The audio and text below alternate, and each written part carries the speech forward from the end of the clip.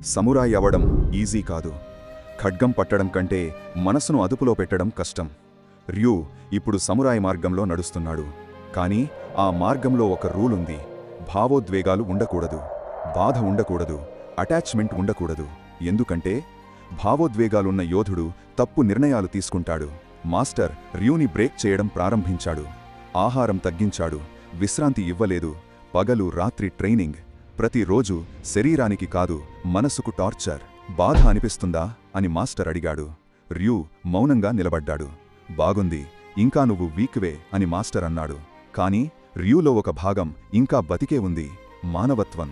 ఒకరోజు ఒక చిన్న అమ్మాయి ఆకలితో కూర్చుంది. ఎవరూ సహాయం చేయలేదు. ర్యూ చూశాడు. ఒక క్షణం, ఒక రూల్, ఒక నిర్ణయం.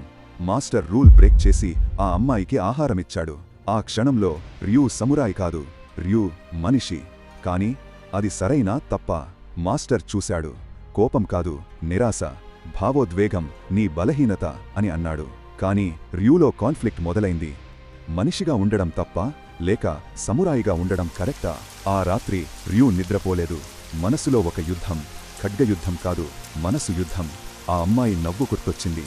మాస్టర్ మాటలు గుర్తొచ్చాయి. ఒకటి హృదయం, ఒకటి రూల్. అప్పుడు ర్యూ అర్థం చేసుకున్నాడు. ఈ యుద్ధం బయట జరగదు, లోపల జరుగుతుంది. కాని కథ ఇక్కడే ట్విస్ట్ అయ్యింది.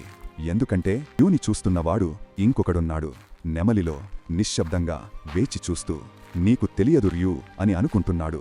నీ ముందున్న మార్గం నీ తండ్రి మార్గంలాగే ఉంటుంది. శత్రువు బయట కాదు, శత్రువు ఇప్పటికే దగ్గరకి వచ్చాడు.